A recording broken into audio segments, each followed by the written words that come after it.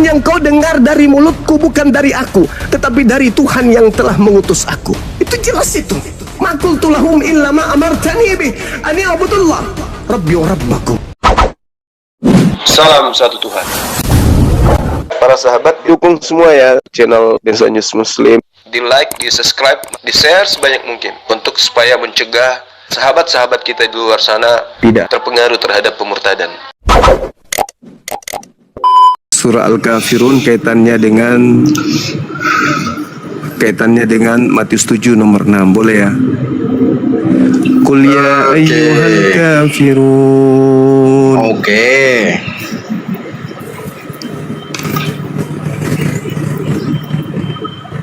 Silakan.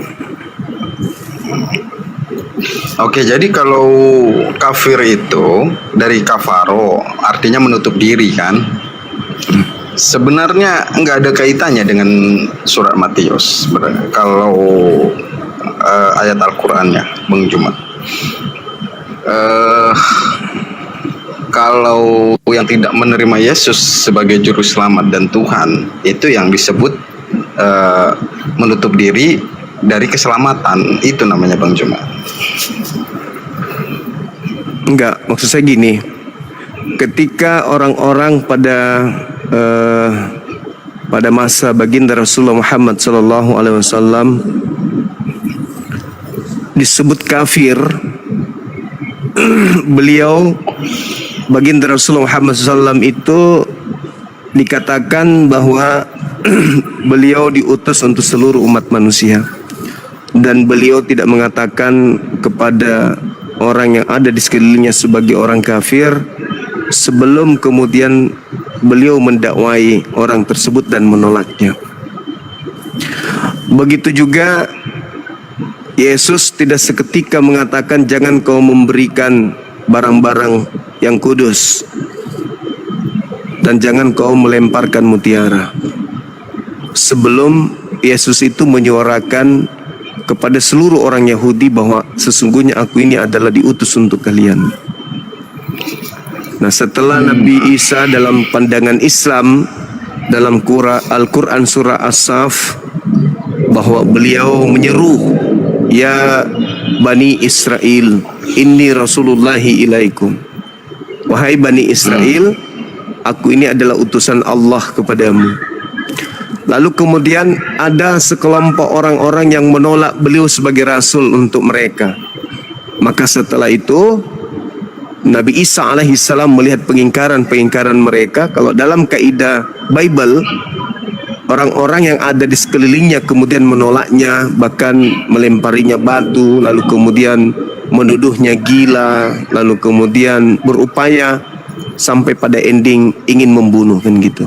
Maka Yesusnya kepada mereka yang membenci beliau dikatakan jangan kau berikan mutiara kepada babi, karena Yesus sudah tahu babinya siapa, sudah tahu siapa anjingnya di sana. Nah, menariknya di sini saudara adalah bahwa agama Kristen kalau dia berasal dari Yesus itu melalui siapa? Sedangkan Yesus melarang memberikan barang-barang kudus itu, dan kemudian melarang mutiara itu diberikan kepada di luar Yahudi.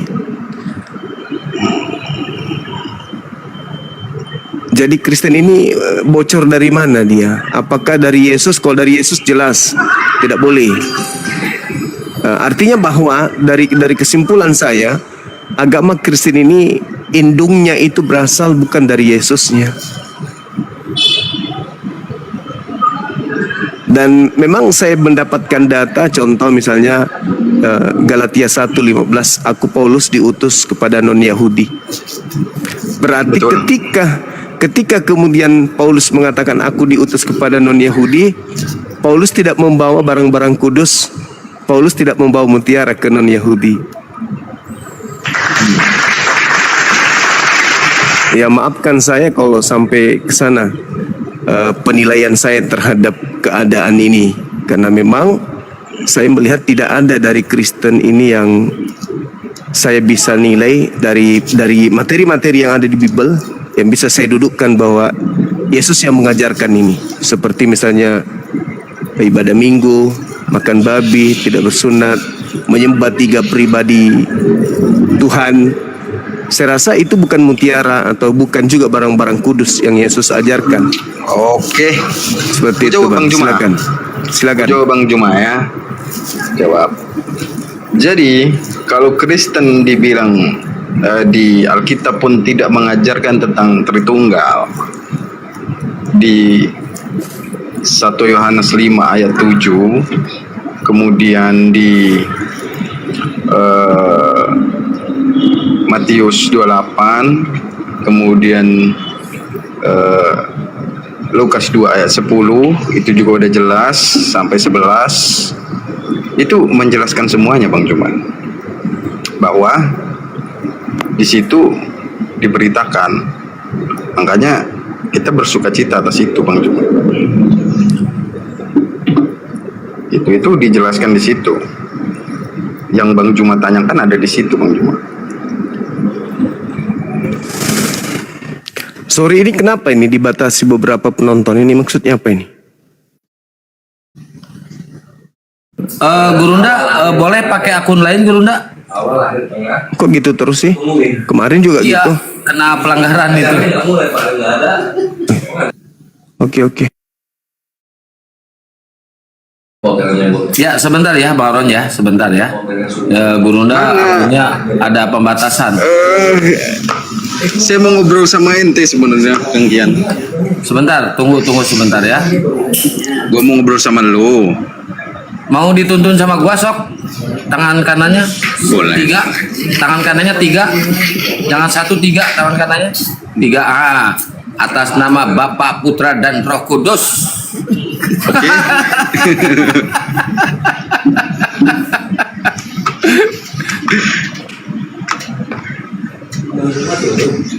Enggak kena pelanggaran.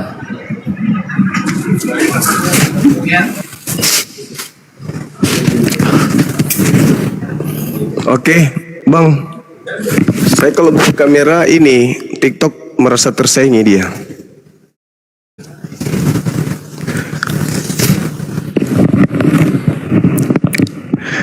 Gak usah lah itu, gak usah. Jadi gitu saudaraku Arom. Saya sedih membaca dalil itu, Bang. Kenapa? Kasihan Kristen tidak memiliki mutiara dan juga tidak memiliki barang-barang kudus. Kok bisa gitu? Ya karena Yesus melarang muridnya melemparkannya kepada kalian. Itu kan pada saat pengajaran. Ya itu dia, apa bedanya? Kan dilarang. Dan Setelah itu kan tidak. Saudaraku, ketika saya belajar lebih jauh menghabiskan waktu untuk mengkaji data itu, saya temukan beberapa data di dalam kitabnya orang Yahudi yang terkait dengan barang-barang kudus. Ternyata yang dimaksud barang kudus itu bukan sebuah kata hiasan atau majas, metafora atau apapun itu, tetapi itu berbicara tentang benar-benar benda-benda suci yang ada di dalam bait suci. Semisal kekidian, bait kemah dan seterusnya, dua loh batu, dan juga tempat-tempat pembaptisan atau juga minyak urapan yang ada di dalam bait sucinya orang Yahudi. Dan yang menariknya lagi, ketika saya membaca di dalam Bilangan 4:20, janganlah orang kehat masuk ke bait suci kemah melihat barang-barang kudus meski sesaat saja. Sebab di mana mereka melihat barang-barang kudusku, mereka akan mati. Artinya barang-barang kudus ini sesuatu yang berada di dalam rumah ibadahnya orang Yahudi. Benda-benda ini yang dilarang kemudian oleh Yesus diberikan kepada bangsa anjing dan juga babi. Nah sekarang kalau kita menelaah data itu, apa yang ada di rumah sembahyangnya orang Kristen yang bila mana dilihat oleh orang lain itu akan mati. Adakah itu? Kalau di Islam kan barang kudus itu Hajar Aswad, kemudian termasuk Ka'bah, kemudian masjid, kemudian umat Islam sendiri yang bersih dari hadas kecil, hadas besar, yang mereka dalam keadaan wudhu, mereka itu termasuk barang yang suci. Nah itu juga di tengah-tengah mereka, makanya orang Yahudi masuk rumah ibadahnya lepas sendal, mereka harus cuci tangan, cuci muka, cuci kaki, mereka harus mandi tahir, mereka harus bersunat dan tidak makan makanan yang dipersembahkan kepada berhala. Kenapa? Karena bait suci itu adalah barang kudus. Nah Yesus mengatakan jangan kau lemparkan barang kudus ini kepada anjing. Artinya ya sehubungan dengan barang-barang yang memang disucikan. Sama seperti dalam agama Islam, Al-Quran itu barang kudus. Hajar Aswad barang kudus. Itu jangan kau lemparkan kepada di luar daripada kelompok orang-orang beriman. Nah mutiara ini lebih menarik lagi bang. Ternyata mutiara itu adalah ilmu. Pantas aja, mohon maaf ini, bukan saya merendahkan, tapi ini kenyataan. Saya sudah puluhan tahun dekat dengan saudara kita Kristen dalam dunia debat.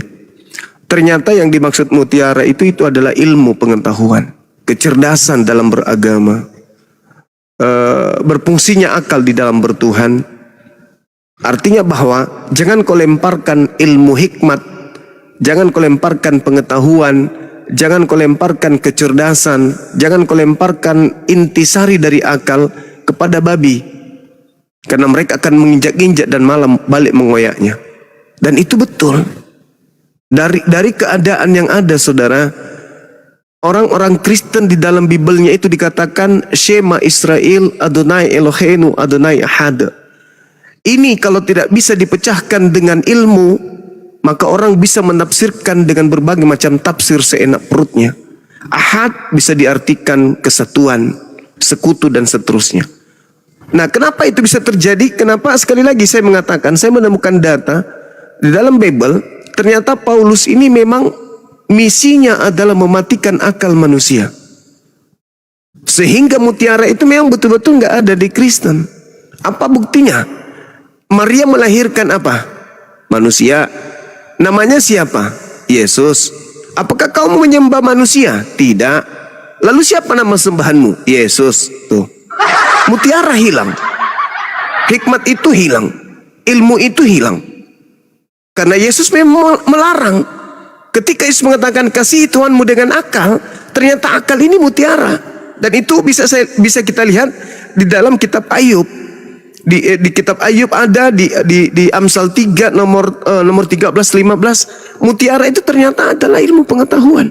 Sedangkan Paulus di dalam suratnya, di dalam surat 1 Korintus 1:19, aku akan menghilangkan kecerdasan orang-orang terpelajar dan kemampuan berpikir cerdas akan aku lenyapkan. Makanya orang-orang Kristen pintar, cerdas dari segi duniawi. Tapi dari segi akhirat, jangankan dibilang cerdas, ajarannya untuk mimpi ke masuk surga, jangankan masuk surga, masuk akal aja tidak ajaran Kristen itu. Bagaimana mungkin pencipta langit dan bumi? Di dalam Yesaya 32:39, pencipta langit dan bumi itu maha menghidupkan dan maha mematikan. Lalu kemudian ada diimani, dipercaya, diyakini, ada yang mati, ada yang dihidupkan, lalu dianggap itu Tuhan. Artinya, kenapa keadaan ini bisa terjadi? Karena Yesus memang melarang muridnya melemparkan mutiara kepada babi. Maaf sekali lagi, itu yang membuat saya sedih. Makanya suara saya agak serak-serak becek. Begitu saudaraku Amor. Siapa namanya? Arom, sorry. Udahnya bang? Iya. Oke. Coba bang buka di 1 Korintus 2 ayat 10 sampai 16. Itulah kecerdasan rohani bang. Bukan kecerdasan yang abang bilang itu. Abang satu ayat kutip langsung menjustifikasi. Jadi kalau baca ayat itu yang banyak lah bacanya bang. Jangan satu udah langsung mengartikan gitu bang Juma. Nggak bagus itu. Oke. Kita juga disuruh untuk menggunakan akal budi. Oke. Bang Juma tentang hari Sabat, kuduskan hari Sabat, dimana pengertiannya dalam 7 hari luangkanlah waktu 1 hari untuk menyembah dan memuji Tuhan. Itu salahnya di mana? Kan kita lakukan itu, nggak salahnya, Bang Juma. Dan itu memang perintah. Oke, saudara. Jadi gini, kita melihat seekor burung beo. Burung beo itu kalau diajarkan beri salam, Assalamualaikum, maka burung beo itu juga akan bisa Assalamualaikum. Apa kabar? Burung beoknya juga bisa bicara, apa kabar? Tapi ketika dia mati, dia tidak bisa mengucapkan kata itu. Kata yang terakhir keluar dari mulut burung beo itu adalah keok. Kenapa? Karena yang terlontar dari lisan burung beo itu tidak masuk di akalnya, tidak tersimpan di memorinya, sehingga mendarah daging ucapan itu dengan perbuatan. Saudara boleh mengatakan baca 1 Korintus 2 nomor sekian, tapi itu kan hanya teori doang di mulut. Implementasi dalam keagamaan saudara sama seperti burung beo, bisa membaca tapi aplikasi dalam tindakan itu tak ada. Kasihi Tuhanmu dengan akal budi. Wah, bagus. Masuk akal nggak Tuhan ke bumi netek sama manusia? Nggak masuk akal. Terus apa fungsi tujuan kita disuruh untuk mengasihi Tuhan dengan akal? Kalau ternyata apa yang kita ibadahi itu tidak masuk akal. Inilah yang saya katakan, yang seperti itu seibarat burung beo. Mampu berbicara, hafal dengan dalil, tapi reaksi daripada tindakan itu tidak membuahkan sesuai apa yang diteorikan. Wahai saudaraku Kristen, berapa Tuhanmu? 1. Prakteknya 3, Bang. Apakah kamu menjadi pengikut Yesus yang setia? Banget setianya. Apa yang dilakukan oleh orang Kristen yang pernah Yesus lakukan? Gak ada. Bahkan sekedar untuk menjadi muara awal kekristenan, ketika Yesus berpesan, apabila ada orang berkata kepadamu ada Mesias di sini, ada Mesias di sana, apa kata Yesus? Jelas bagi kita. Jangan kamu percaya. Paulus datang setelah dia puas membabi buta untuk kemudian memperandakan murid Yesus. Seketika dia muncul, aku bertemu dengan Mesias ketika aku menuju ke padang gurun. Dia datang kepadaku dalam bentuk cahaya dengan suaranya yang lantang, akulah Yesus yang kau aniaya. Pesan Yesusnya apa kemudian? Jangan kamu percaya. Saudaraku Kristen, dengar enggak nasihat Yesus itu? Enggak kan? Seketika kalian percaya, kalian rangkul, bahkan kalian telan, bahkan mendarah daging dan apesnya, kalian mengajarkan keturunan kalian untuk mendengarkan orang yang mengaku bertemu dengan Mesias itu. Padahal nasihat Yesusnya, jangan kamu percaya. Kenapa Anda percaya? Perintah Yesusnya jangan kau percaya. Kenapa Anda percaya? Jadilah Kristen karena Anda percaya. Andaikan tidak percaya, minimal Anda menjadi Yudaism. Ibadahnya di sinagoge, sunat, tidak makan babi, tekun beribadah di dalam sinagoge, menjalankan hukum-hukum Torah. Tapi karena Anda mendengarkan, maka hukum Tuhan Anda anggap sampah. Lantas Anda mengatakan Anda beribadah. Kami juga berakal dalam beragama. Padahal ending daripada 1 Korintus 2 itu terletak di dalam data 16-nya. Sebab siapakah yang mengetahui pikiran Tuhan, sehingga ia dapat menasehati dia? Tetapi kami memiliki pikiran Kristus. Jadi saudara-saudara sudah mengaku sebagai Kristus. Kenapa? Karena apa yang ada dalam diri Yesus itu sudah ada dalam pikiran kalian juga. Padahal Yesusnya mengatakan, penyesat itu memakai namaku dan berkata, akulah dia.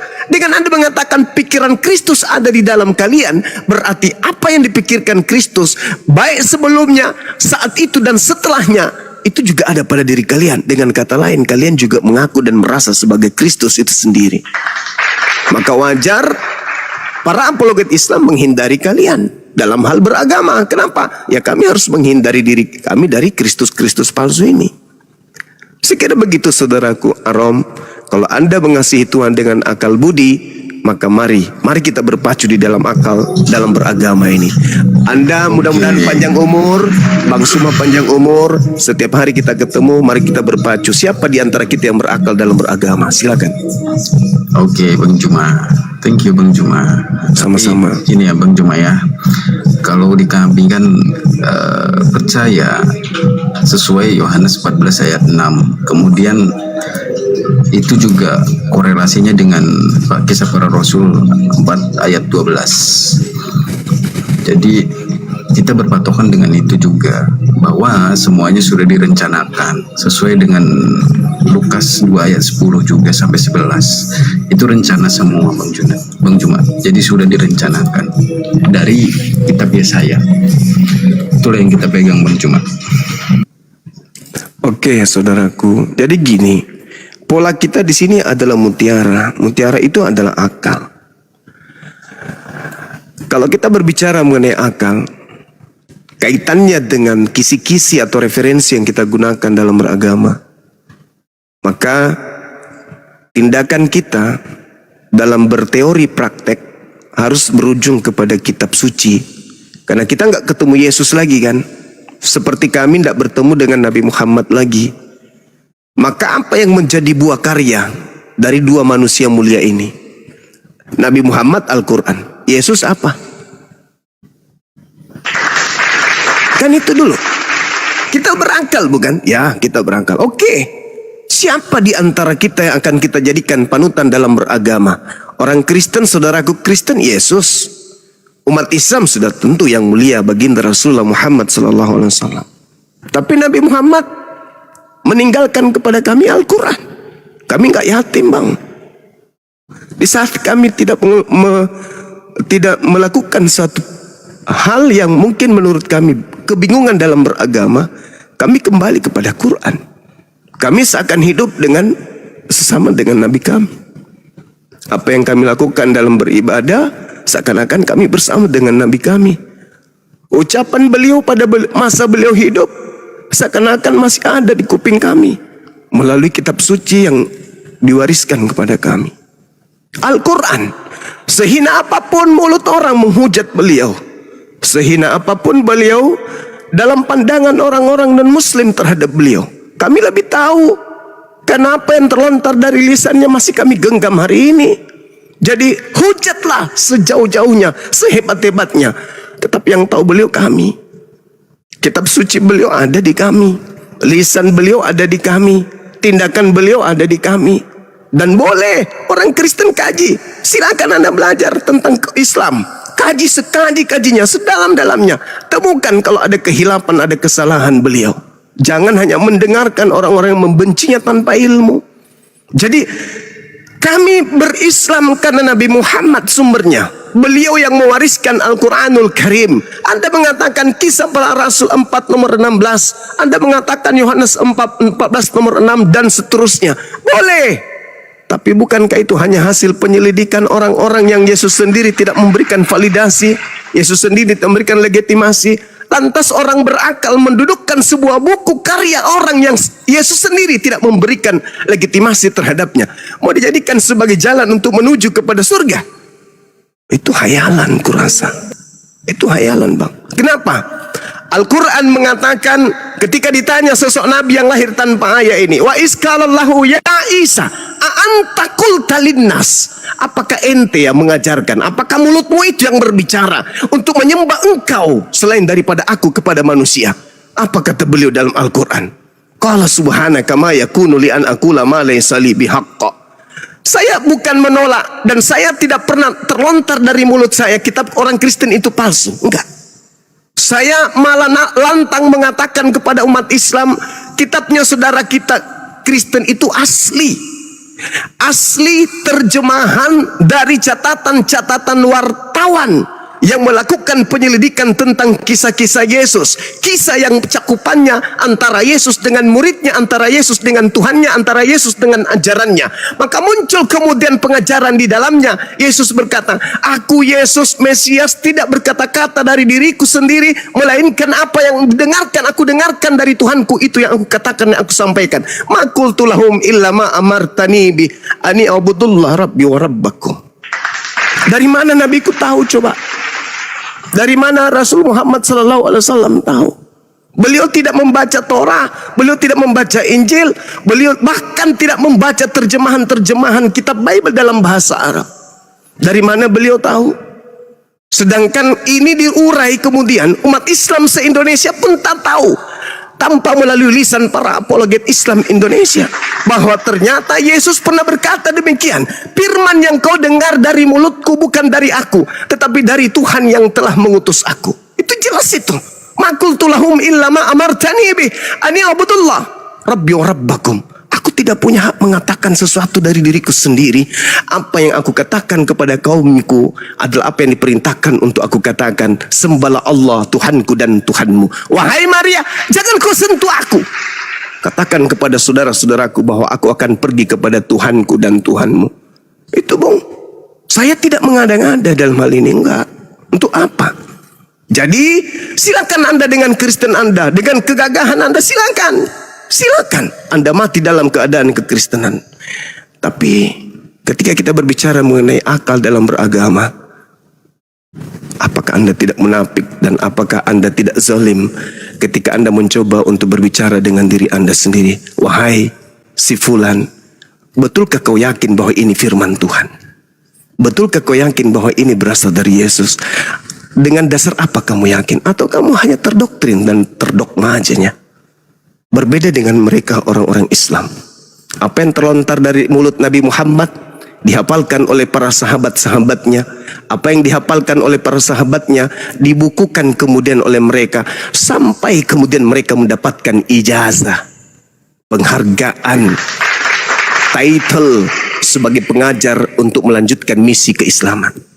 Apakah mereka murid-murid yang Anda katakan murid-murid juga mendapatkan ijazah dari Yesus? Tidak, bukan? Melainkan hanya hasil daripada penyelidikan mereka. Maka sekali lagi saya katakan kepada saudara, saya tidak pernah mengatakan kitabnya Kristen itu palsu. Saya katakan asli. Itu adalah asli terjemahan yang selalu direvisi dari original teks, dari uraian, ungkapan orang yang melakukan penyelidikan tentang peristiwa-peristiwa yang pernah terjadi di antara Yesus dengan muridnya, Yesus dengan Tuhannya, dan Yesus dan pengajarannya. Demikian. Aku tanya dulu Bang Juma ya. Silakan. Dapat narasi dan literasi dari mana tentang Alkitab ya, bahwa satu ayat bisa diartikan seperti itu?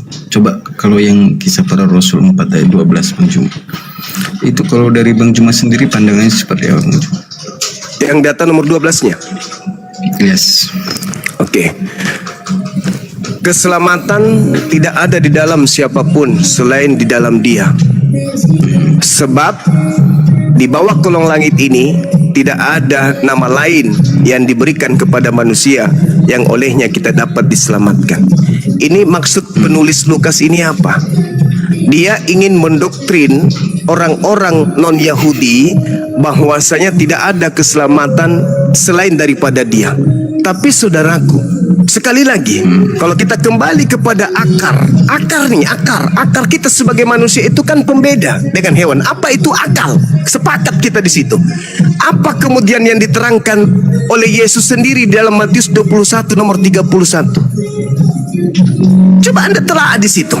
Apa kata Yesusnya? Pesundal, pemungut cukai, rentenir lebih dulu masuk surga. Karena apa? Karena apa orang pesundal ini lebih dulu masuk surga? Karena mendengarkan apa yang diberitakan oleh Yohanes Pembaptis. Berarti atas nama Yohanes Pembaptis pun bisa menyelamatkan manusia. Kata siapa? Kata Yesus, bukan kata saya. Jadi kalau Lukas mengatakan dan keselamatan tidak ada di dalam siapapun selain dalam Dia, ini sudah bohong ini. Karena Yesus sendiri mengatakan dalam Matius 21, 31, 32, mengapa kemudian pesundal dan orang-orang rentenir ini bisa lebih dulu masuk surga? Karena mereka mendengarkan apa yang diberitakan, apa yang diceritakan, apa yang dikatakan, apa yang diajarkan oleh Yohanes Pembaptis.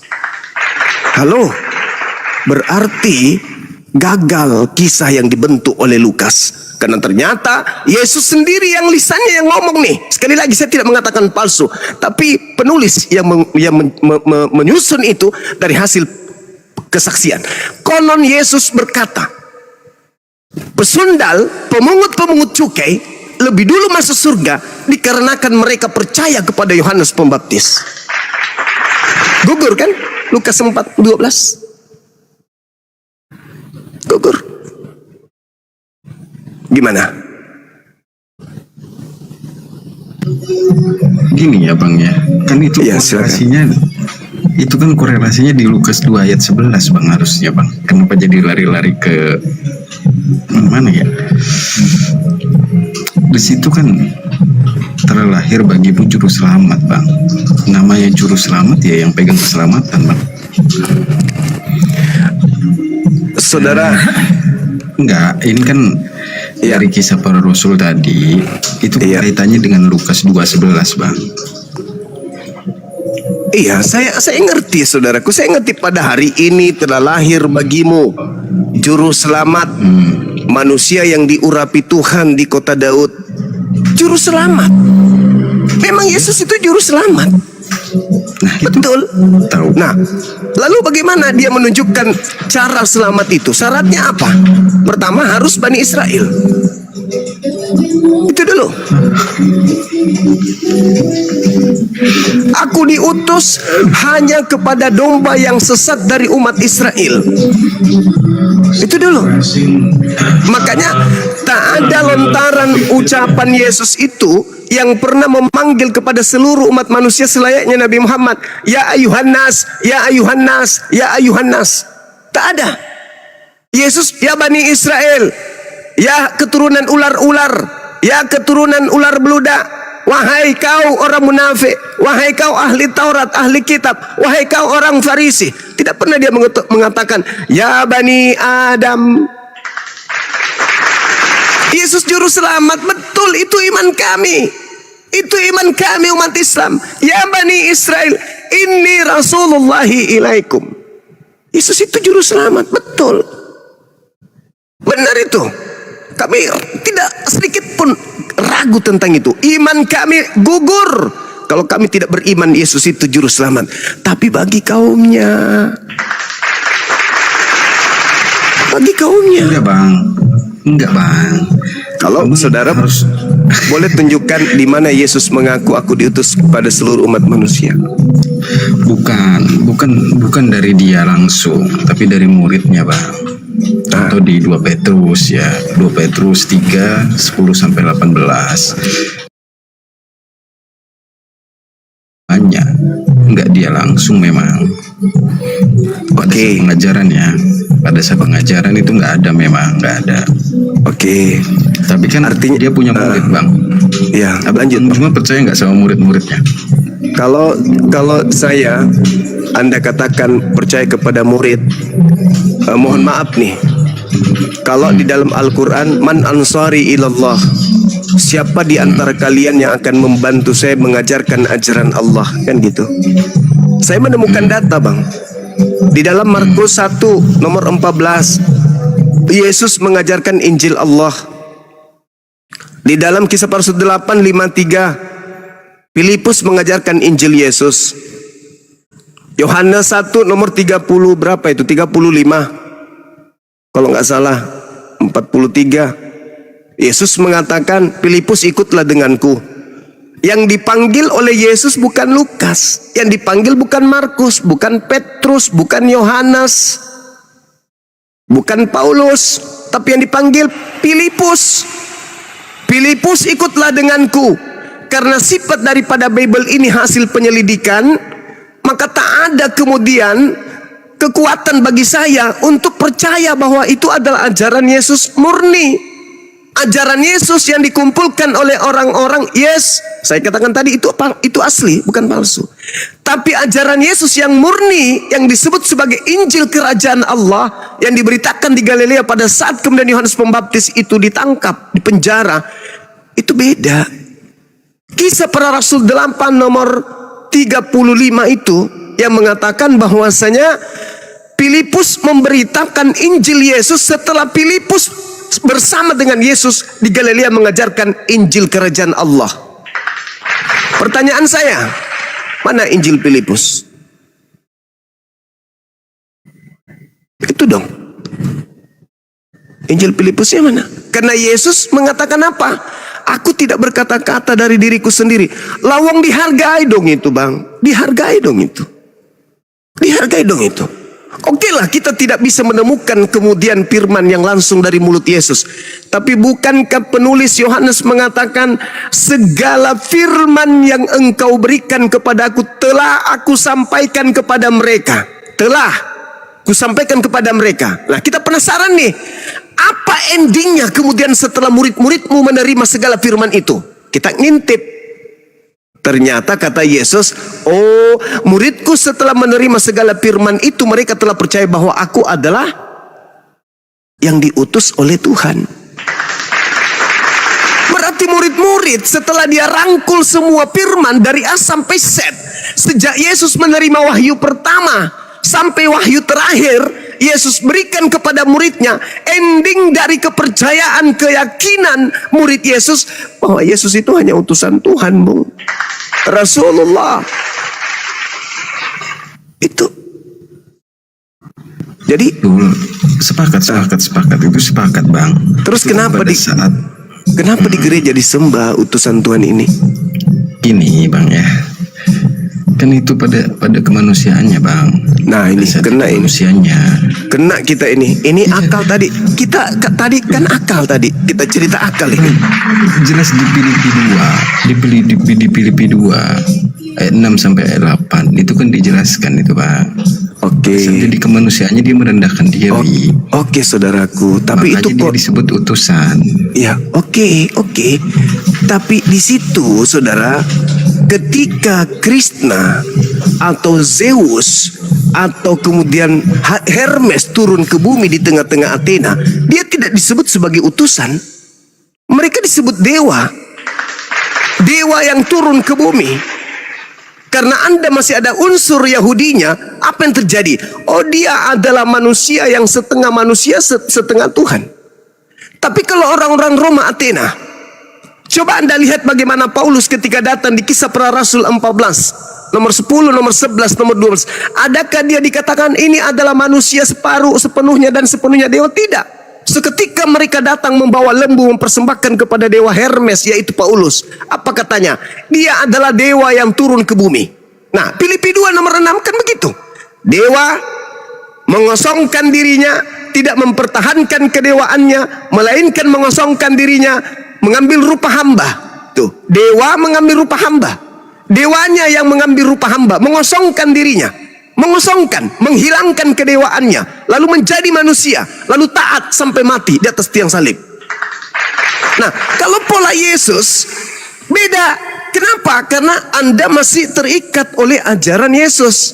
Sehingga apa yang Anda imani di sana? Oh, Yesus itu manusia. Terus ketika dia mati, dia manusia. Terus ketika dia mengampuni dosa, dia adalah Tuhan. Itu kenapa bisa seperti itu? Karena Anda tidak murni ajaran Athena. Anda berada pada posisi sinkretisme, menganut ajaran politeisme dan menggabungkannya dengan ajaran ahad, tauhid. Itu. Sedangkan Yesus dia mengatakan, segala firman yang engkau berikan kepadaku telah aku sampaikan kepada mereka. Jangan diganggu ini. Dan setelah mereka menerima segala firman itu, apa yang terjadi?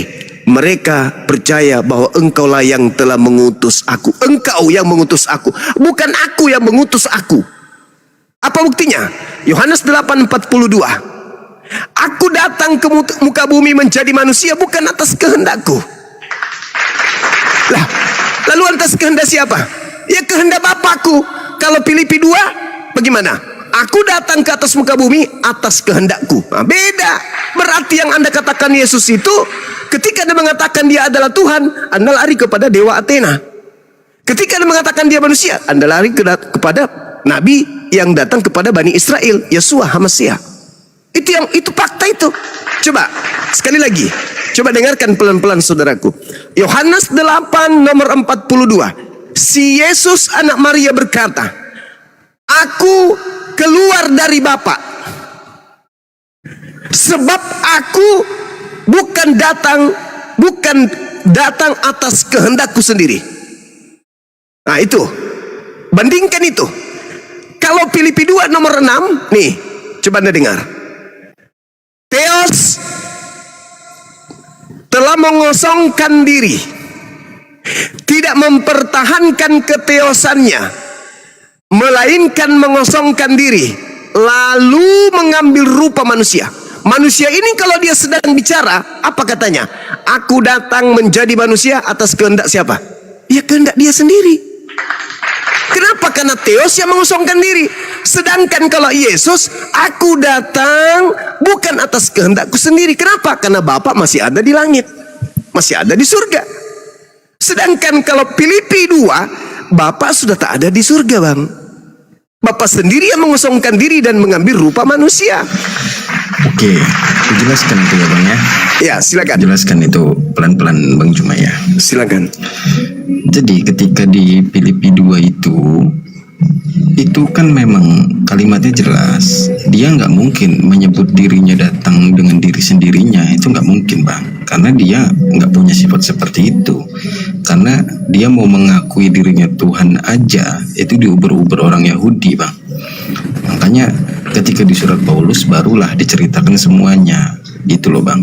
Beda sama di Yohanes berapa tadi 8 ayat 42 itu beda Bang Cuma. Jadi nggak ketemu di situ Bang. Pada saat hidup sama pada saat kebangkitan itu nggak ketemu Bang korelasinya. Kalau begitu Bang. Karena kebangkitan itu menceritakan full tentang kebagaimanaan Yesus itu sebenarnya oleh Paulus. Pada saat pengajaran itu beda. Dia mengajarkan tentang kebagaimanaan Bapa sebagai yang mengutus, dia sebagai firman-Nya yang hidup. Itu Bang. Saudaraku, Gurunda izin. Ya. Izin Gurunda. Apaan izin? Ini ada yang mau mualaf lagi, namanya siapa Bang Andi? Simon Perez atas nama Randy. Apakah ini Randy betul? Iya Bang. Ini namanya Simon Perez. Beliau udah ngasih KTP-nya Gurunda. boleh. Tapi belum bisa open cam kayaknya ya Bang Simon Perez ya. Belum Bang, masih sedikit. Bantu Akun dibawa baru dulu soalnya. kalau kayak gitu ya teman-teman. Tapi beliau mau buka KTP-nya udah ada di Ustadz Alif ya Tan? Udah sama saya ada. Udah sama Bang Andi juga. Dari mana? Sekte mana? Hindu. Saya dari Protestan Bang. Usia berapa abang kita ini? 29. Oh iya. Oke. Udah matang berarti. Nggak ada paksaan kan Bang? Nggak ada Bang, ini faktor berapa tahun ini belajar Bang. Alhamdulillah. Masya Allah. Nah, ini baru mengasihi Tuhan dengan akal. Betul. Kan itu beda Bang. Lah memang begitu saudaraku. Tuhan itu kita nggak bisa lagi pikirkan seperti sebagaimana. Ya gini loh Bang, kalau dia mau pindah ya silakan, jangan analoginya ke sana lah Bang. Oh nggak bisa, nggak bisa kawan, nggak bisa. Coba nih, saudara siapa Arom? Kita lihat di dalam kitabnya saudara kita Yahudi, di dalam Yeremia 3, ketika berbicara mengenai hukum Taurat itu sebenarnya sudah tamat. Tamat apa? Tamat terkait dengan pengajaran akan kebenaran Tuhan. Tidak perlu lagi kemudian Anda mengatakan, oh itu setelah kebangkitannya itu menjelaskan tentang kebagaimanaan Tuhan. No. Jangan kotori mulut Anda dengan sesuatu yang bertentangan dengan dalil. Kenapa nih? Saya bacakan dalilnya Bung ya. Ketika kita melihat Yesus datang ke bumi, aku datang, jangan kau mengira untuk meniadakan. Berarti inti mutiara yang dibawa oleh Yesus pun adalah hikmat Taurat kepada kaumnya Bani Israel. Taurat. Bahkan intisari daripada kasih itu adalah Taurat. Nah sekarang kita lihat di dalam Yeremia 31.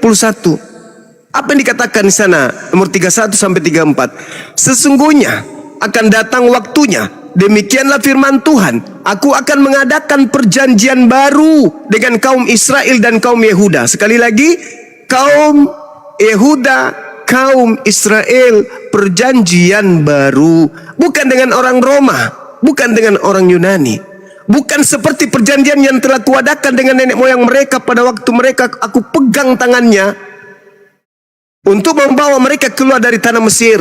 Perjanjianku itu telah mereka ingkari. Meskipun aku menjadi Tuhan yang berkuasa atas mereka, demikianlah firman Tuhan. Tetapi beginilah perjanjian yang kuadakan dengan kaum Israel sesudah waktu itu. Apa itu? Aku menaruh Tauratku dalam batin mereka dan menuliskan dalam hati mereka. Maka aku akan menjadi Tuhan mereka dan mereka akan menjadi umatku. Apa yang dituliskan? Perjanjian barunya, Taurat. Nomor 34-nya. Karena Tuhan sudah menorehkan Taurat ke dalam batin setiap Bani Israel yang menerima pengajaran Nabi Musa. Sama halnya, karena Al-Quran sudah diterima dalam batin setiap orang Islam, maka mereka tidak perlu lagi mencari Tuhan mereka. Karena dengan mendalami Al-Quran, orang Yahudi karena dengan mendalami hukum Torah, mereka sudah mengenal Tuhan. Umat Islam dengan mendalami Al-Quran, mereka sudah mengenal Tuhan. Maka data 34-nya dikatakan apa? Dan tidak usah lagi orang mengajar sesamanya atau mengajar saudaranya dengan berkata, kenallah Tuhan. Saudara tadi mengatakan itu kebangkitannya dan Paulus itu mengajarkan tentang kebagaimanaan ketuhanan. Oh, enggak bisa. Anda menolak dalil. Tuhan itu tidak perlu lagi dipretelin. Tuhan turun ke bumi, disunat pada hari ke-8, mengajar di bait suci, jalan di atas air. Tidak perlu lagi kayak gitu. Kenapa? Ketika orang memahami Taurat, sama seperti kami umat Islam, ketika kami memahami Quran, kami tidak bertanya Allah itu di mana, Allah itu wujudnya kayak apa, Allah itu seperti apa bentuknya. Enggak. Kenapa? Al-Quran sudah menancapkan kemudian akidah Tuhan itu laisa kamitslihi syai'. 2 Samuel 7:22, Yeremia 10 nomor 6, pencipta langit dan bumi maha tinggi, dalam keadilannya tidak serupa dengan apapun. Lalu bagaimana mungkin tidak serupa dengan apapun tapi serupa dengan manusia? Jadi kalau Anda mengatakan dia turun untuk menjelaskan kebagaimanaan Tuhan, tidak ada itu saudaraku. Nih, tambahan dalil. Yohanes 1:18, tidak ada orang yang pernah mendengarkan Tuhan, tidak ada orang yang pernah melihat Tuhan. Tapi Yesus ketika turun di tengah-tengah kaumnya Bani Israel, Yesuslah yang kemudian melakukan exegomai. Apa itu? Tafsir tentang Tuhan. Menyatakan tentang Tuhan itu, menjelaskan tentang Tuhan itu. Apa penjelasan Yesus tentang Tuhan? Tuhan itu satu-satunya Tuhan yang benar adalah Dia yang di langit. Kamu tidak bisa melihat Bapa, kamu tidak bisa mendengarkan suara Bapa. Kamu mungkin mengenal aku, kamu memang mengenal aku, tapi kamu tidak bisa mengenal Dia yang telah mengutus aku. Itu yang Yesus tafsirkan. Yesus yang ada di pangkuannya, dialah yang mengeksegomai, dialah yang mengeksegesis, dialah yang mentafsirkan, menjelaskan tentang Tuhan itu. Kenapa? Karena orang Yahudi itu tadi, dia meninggalkan Torah. Sedangkan Tuhan berbicara, menancapkan hukum Torah ke dalam batin setiap Bani Israel dan Bani Yehuda ketika mereka memegang perjanjian baru, yaitu hukum Torah. Maka ketika mereka memegang hukum baru, hukum Torah, tidak perlu lagi orang mengajar kepada sesamanya tentang Tuhan dengan berkata, kenalilah Tuhan, sebab semua mereka, baik besar maupun kecil, mengenal aku. Demikianlah firman Tuhan, sebab aku akan mengampuni dosa mereka dan tidak lagi mengingat dosa mereka. Jadi penebusan dosa itu bullshit, karena sudah dihapuskan oleh Tuhan lebih dulu. Kenapa? Karena mereka menancapkan di dalam batin mereka hukum Torah.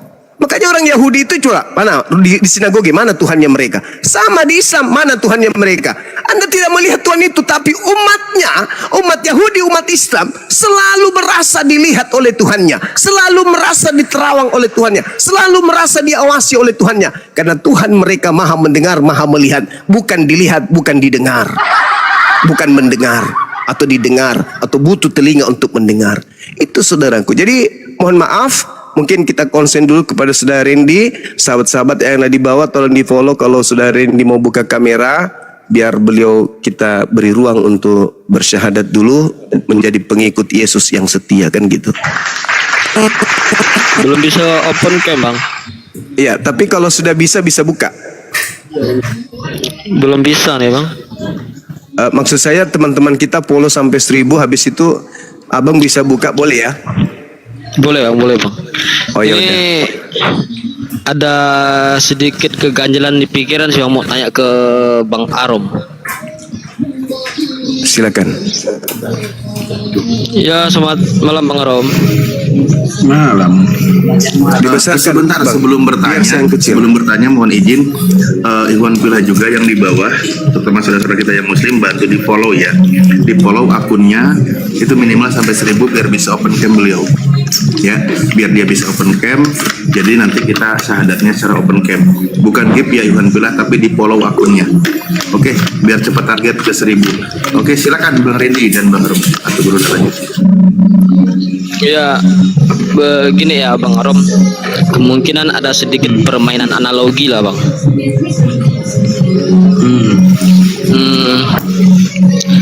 Yes, Tuhan sama manusia itu sama nggak Bang derajatnya Bang?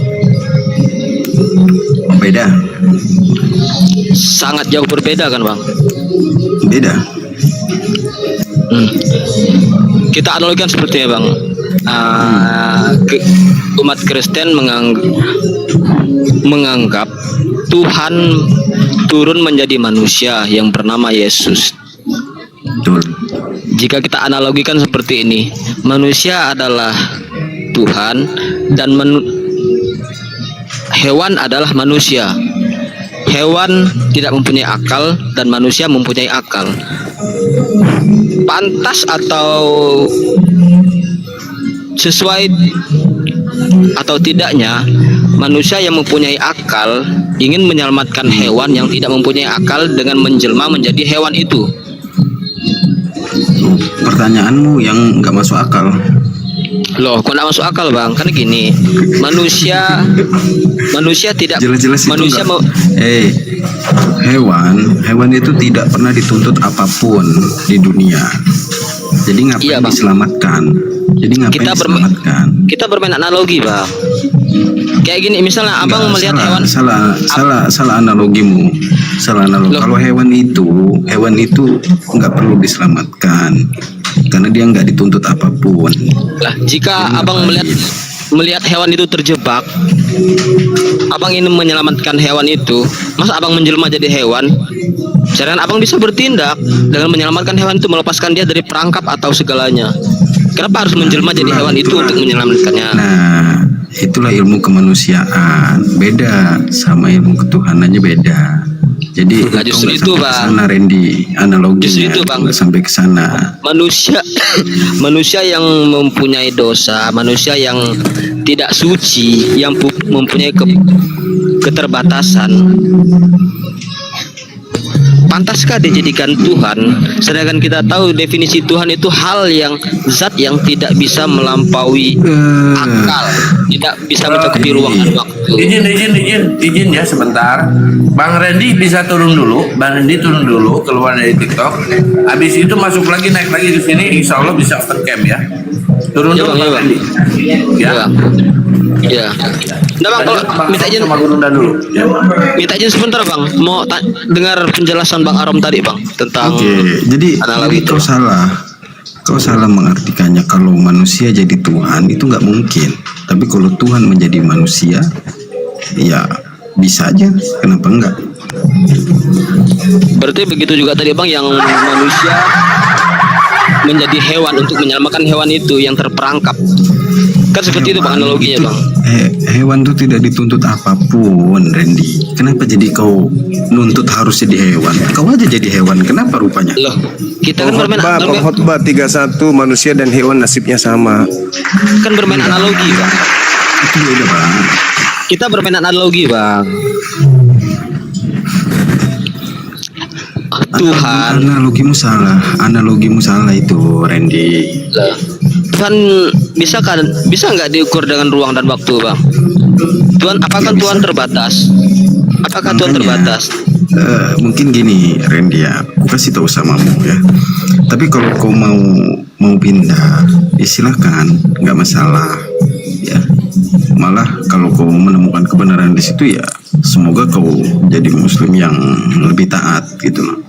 Amin, Kau amin, harus amin. belajar ya, tapi kau harus belajar lebih tahu lagi ya, bahwa kau di Kristen mungkin Bang Aron, Protestan kan? Bang Randy mending turun dulu keluar dulu dari TikTok biar bisa open cam ya Bang Randy. Saya tahu Bang Iya, Randy Bang. ini selama ini punya unek-unek pertanyaan ini ke pendeta dan nggak bisa bertanya ke pendeta. Nah sekarang saatnya udah mulai masuk Islam bertanya tentang ini. Bagus ini pertanyaannya. Turun dulu Bang Randy. Coba ya Bang. Ya jemaat bertanya ke pendeta ya seperti ini dibatasi. Bukan Nggak usah ketawa lu, Ron. dibatasi. Nggak usah ketawa Bukan lu. Biasa dibatasi. aja mukanya. Yang ketawa Bang Juma tadi. Saya nggak ketawa hanya. Ada yang salah rupanya.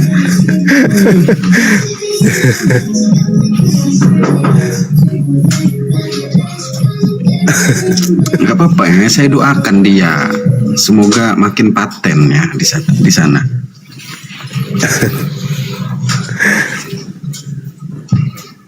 Kata temanku di bawah, mau nolong tikus jadi tikus dulu katanya. Sebentar lagi juga Aron ikut itu. Keren analoginya ya. Kalau orang-orang yang memualaf itu pasti cerdas ya Allah ya Rabbi. Ya nggak apa-apa, itu kan menurut Bunda Rahma. Lah itu analoginya masuk akal loh. Mutiara hilang ketika ketidakberdayaan manusia itu selalu ya itulah.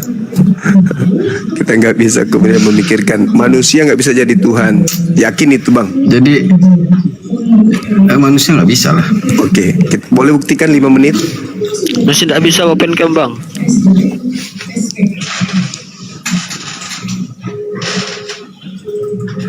Ketika Yesus Yang Brunda lanjut dulu. Ketika Yesus berkata, aku tidak dapat berbuat apa-apa dari diriku sendiri. Lalu yang membuatnya menjadi Tuhan siapa? Ilahiannya. Nah, ilahiannya itu bukan dirinya. Bukan, di dalamnya itu ada keilahiannya Bang. Tapi kan itu satu Makanya- hakikat. Nah Makanya inilah selalu fungsinya mutiara itu di situ. bahasanya Bang. Makanya bahasanya kan dia diutus, dia diberikan kuasa, dia dibangkitkan. Nah itu bahasanya Bang. Anda tadi saudaraku mengatakan Tuhan bisa jadi manusia. Betul.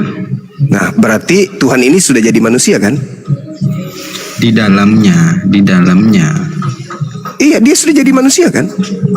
Di dalamnya. Iya di dalamnya dia sudah jadi manusia bukan? Di dalamnya itu keilahiannya itu. Iya coba Filipi 2 nomor 6 Tuhan menjadi manusia mengosongkan diri kan? Betul. Nah berarti sudah tak ada unsur ketuhanan kan? Masih loh. Tadi dikosongkan diri atau tidak?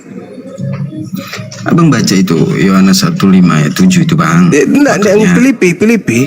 Kalau Yohanes itu kan hasil penyelidikan orang ini terhadap Yesus dan ajarannya. Ini Paulus. Paulus ini yang kita gaji. Theos turun ke bumi mengosongkan diri kan? betul. Mengosongkan diri dari Dari dirinya lah. dari sisi keilahian kan? Betul.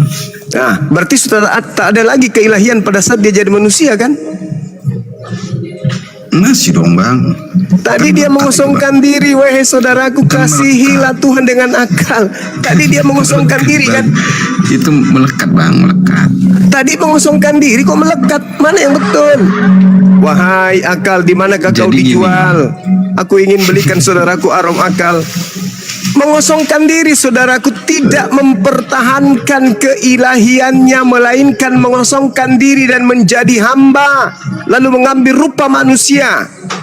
Setelah dia menjadi manusia, dia kosong dari keilahian. Pertanyaan saya, manusia yang sudah kosong dari keilahian ini bagaimana bisa menjadi Tuhan kembali? Enggak kosong Bang. Masih Bahasanya melekat. begitu saudaraku. Yang walaupun Makanya, dalam Bang. rupa Theos tidak menganggap kesetaraan dengan Theos itu sebagai milik yang harus dipertahankan, melainkan telah mengosongkan dirinya dan mengambil rupa seorang hamba dan menjadi sama dengan manusia, mengosongkan dirinya. Setelah dia kosong, apa kata dia? Aku tidak dapat berbuat apa-apa dari diriku sendiri. Tapi ini bukan yang kosong ini Nabi. Ini beda. Tapi tidak apa-apa kita sambungkan. Seorang Yesus aja berkata-kata tidak bisa berbuat dari apa dirinya sendiri. Bagaimana dengan Theos yang menjadi manusia ini? Mati di atas tiang salib, dibunuh oleh manusia. Kenapa?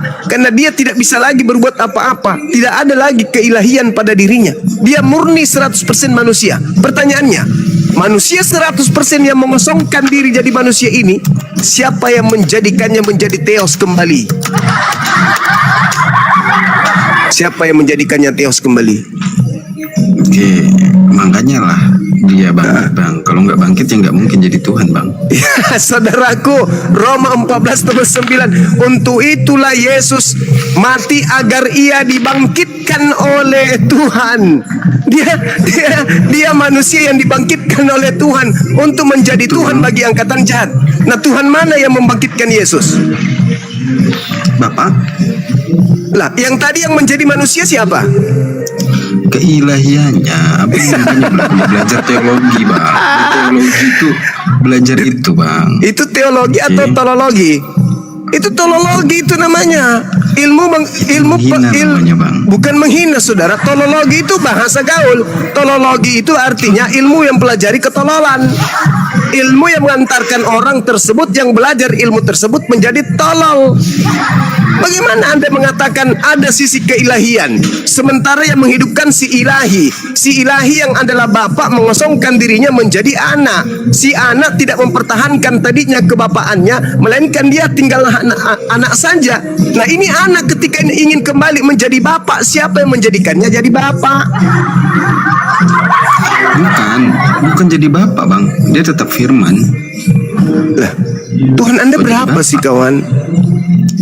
Itu baca makanya Yohanes 5 1 Yohanes 5 ayat 7. 3 berarti menjadi satu. Inilah yang Yesus katakan, jangan kau buang mutiara kepada babi, karena kapan kau lemparkan mutiara itu kepada babi, akan dipijak-pijak, akan dikoyak-koyak. Kok Tuhan dibilang satu tapi tiga dibilang satu? Baca dulu. Ada 3 yang bersaksi di dalam surga. Betul. Terus? Tapi ketiganya adalah satu. Nah itu. Nah, ini ucapan siapa? Yohanes. Yohanes siapa? Pembaptis. Yohanes Pembaptis.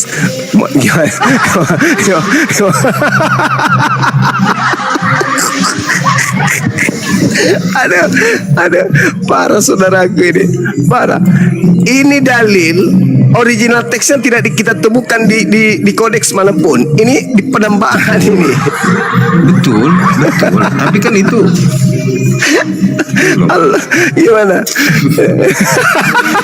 Bang Yusuf ini. Udahlah. Jangan kau lemparkan mutiara. Itu aja. Allah Akbar. Masya Allah.